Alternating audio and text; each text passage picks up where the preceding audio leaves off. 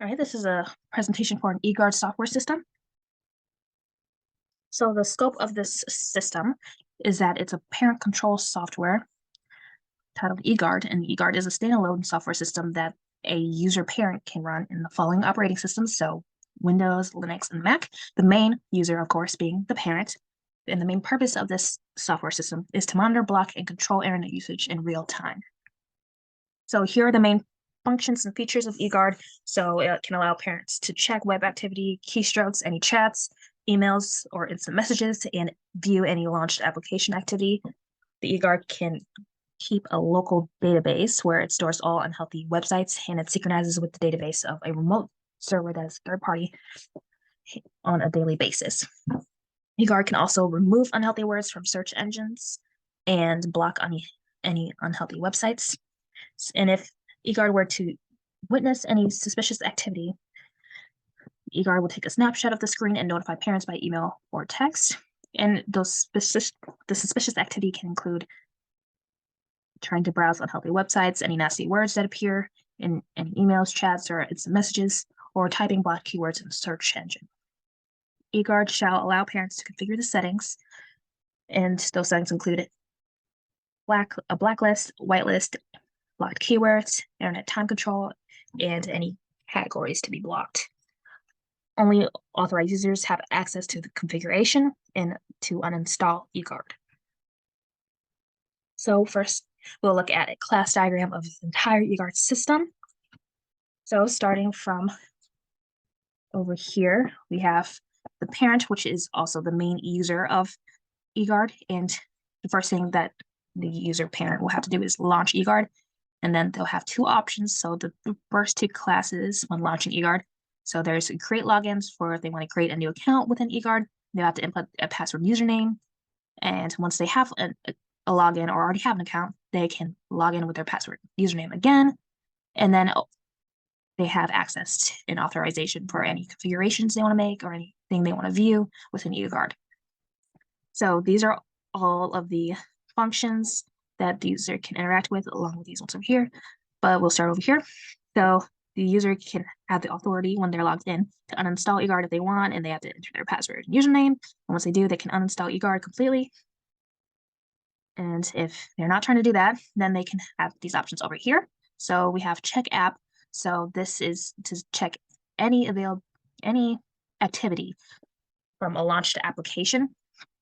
So the user can be able to do that, and they'll see any keywords or any words that are unhealthy that have been done since they have installed and set up eGuard. The user can also view any web activity, so any unhealthy URLs or websites that have been seen through eGuard, they can view any of that activity. And they can also view keystroke activity, so any unhealthy words or any healthy words, they can just view any keystroke activity that has occurred. They can also see any search engine activity if they want. So any blocked keywords that have been typed in or unhealthy words that have been typed in, they can see those. And they can also check any communication that has been going on. They can see any of that activity.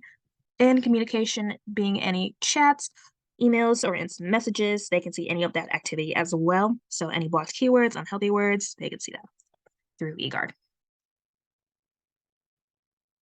So following all that, all these applications have a dependency with the blocker class. The blocker is pretty much one of the main functions of eGuard, where it blocks any unhealthy activity, unhealthy element, any suspicious activity. It will be blocked, removed through blocker. So if, for example, there is some suspicious activity in a launched application, blocker will see that and block it, and that's why there's a dependency, and that goes for all of these activities as well. Any suspicious or unhealthy activity will be seen by eGuard, and if it does, it will be blocked or removed. So any unhealthy websites, keywords, any categories that have been typed in, all that blocked. Now, the blocker gets this information through the local database of eGuard, and that's why there's dependency with that. The local database has the inputs from the remote server. The remote server has all of the unhealthy websites that eGuard automatically blocks, and the remote server updates. If it does update, then eGuard will update, and that will occur every day if need be.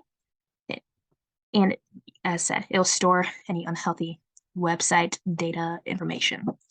And that will also have a dependency with check communication, because with check communication, it can also have access to any URLs, or, because sometimes email or stuff is connected with a search engine. If that is the case, then the local database will get involved, because if there is an instance where a chat or anything like that is connected with an unhealthy URL, there will be a dependency on that. And there will also be a dependency with any web activity or any keystroke activity, or of course any search engine activity.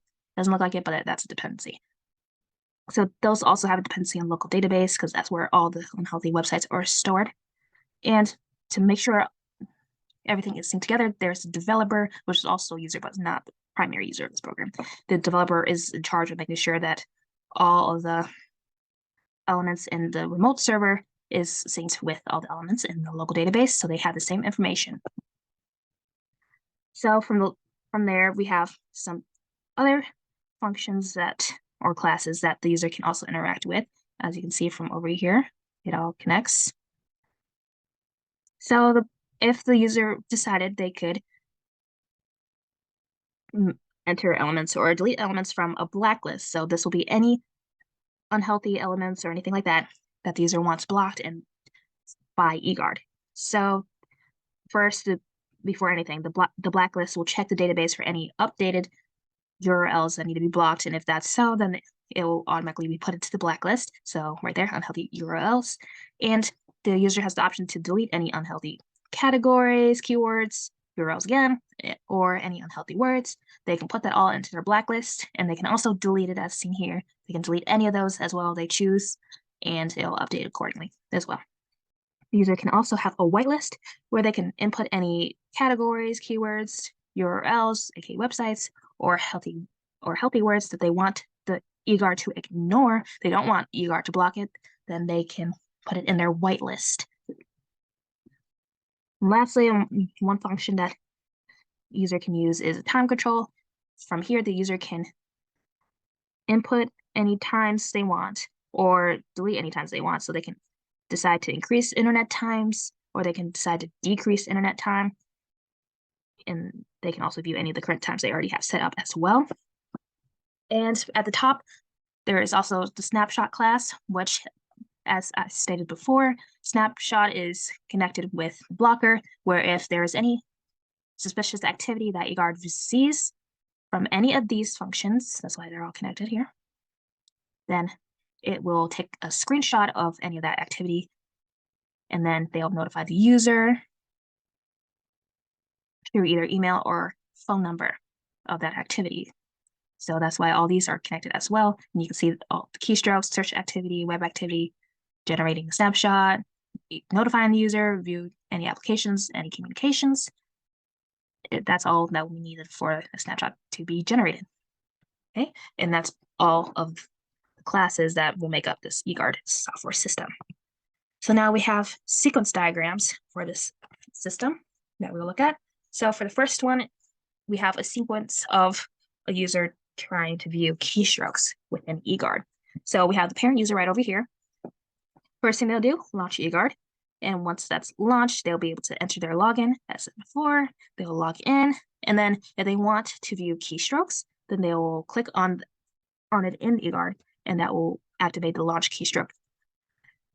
And once that's launched, they're in the keystroke, and they can then view any keystroke activity through eGuard. And that will return any unhealthy words that have been seen or any healthy words have been seen. All keystroke activity will be returned to the parent user. And when they log in, of course, they will have complete authorization. The user will have authorization to even view any of this beforehand. So another sequence diagram here is if the sequence of the user wanting to view blacklist. So again, we have the parent user over here. First, they'll launch eGuard. It's launched, then they'll log in. And once they're logged in, they'll get authorization. That means they can have complete authority to do anything else after they have logged in.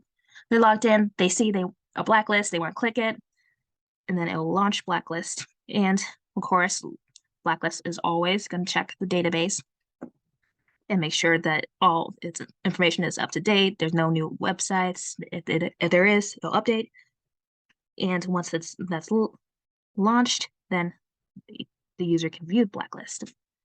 And upon viewing the blacklist, the user can then see any unhealthy URLs they've inputted, or words, blocked keywords, or blocked categories. All of that will be returned to the user for viewing. So now we have the state diagrams of eGuard. So we have the state diagram for the class login. So first, of course, the user will launch eGuard, and once they have launched, they'll have a login screen displayed to them, and there's a couple of choices they can do after that.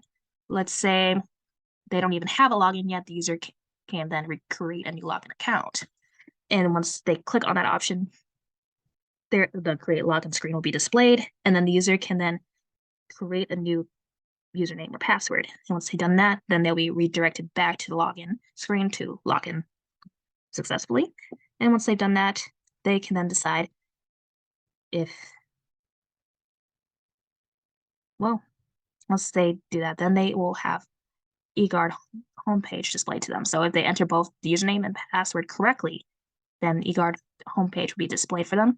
And if they didn't enter any part of their user info correctly, then a login error message will display to them. So let's say even if they do their username correctly but do their password wrong, they'll get the message, or vice versa, and then they'll be prompted back to the login screen to try again. And that'll continue on forever needs be.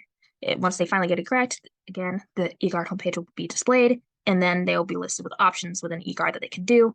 But since this is just a class for the login function, then it's pretty much done. After that, they can decide if they want to exit eGuard. But that's for the login sequence or state of eGuard. So now we have state diagram for the class blacklist.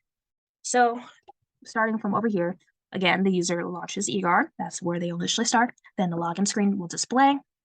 And if the user logs in incorrectly, again, the login error message will display and they'll have to try again. And when they do get it correct, the eGuard homepage is displayed for them. And if once it's displayed, they'll have the options listed for any eGuard function that they want. They can choose whatever one. If they decide, yeah, I don't want to do any of that, they can exit eGuard completely from there if they want.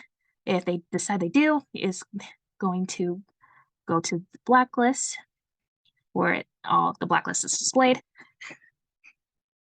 So from there, of course, before anything, a blacklist will check with the database before launching to make sure there's not any updates to the local database, any new websites that they need blocked.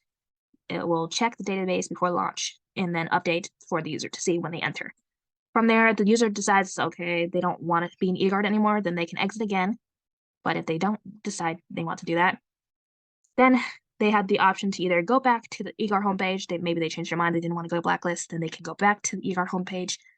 If not, then the user can have the option to see any of the blacklist configurations that they want to make. So down here goes all the way up here. So this is where the user has the option to pick any of the functions within blacklist to do. And those sections being adding any elements to the blacklist or deleting any elements from the list.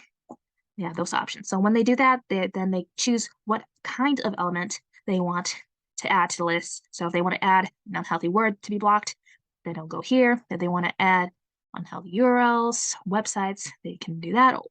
Any unhealthy keywords or any unhealthy categories, they're all unhealthy because it's the class for blacklist.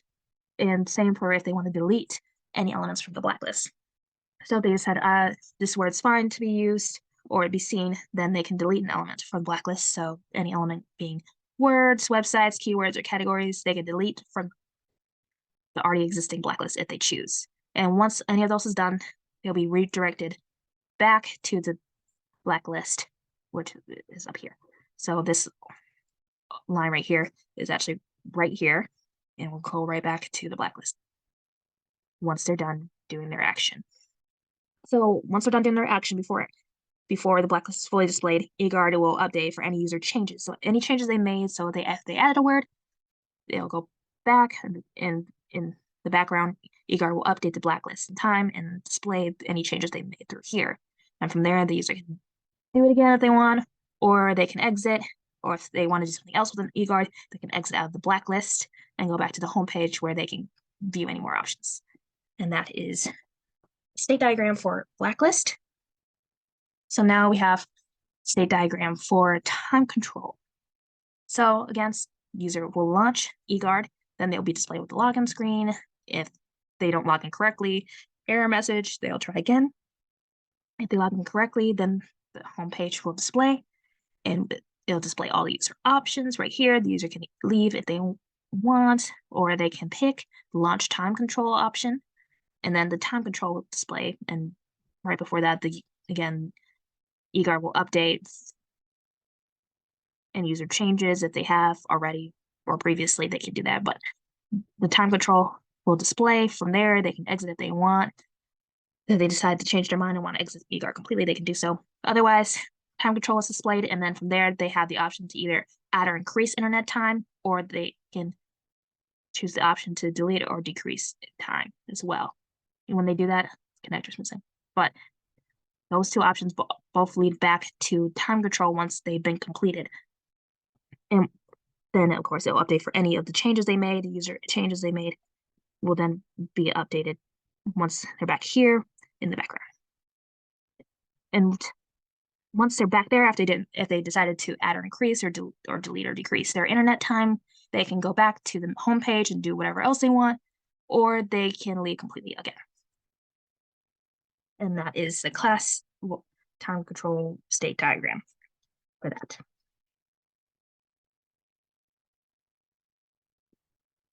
And that's basically all there is for the eGuard software system. Again, this is a presentation for an eGuard software system where the main point is to monitor, change, or view any web activity of that sort. Great.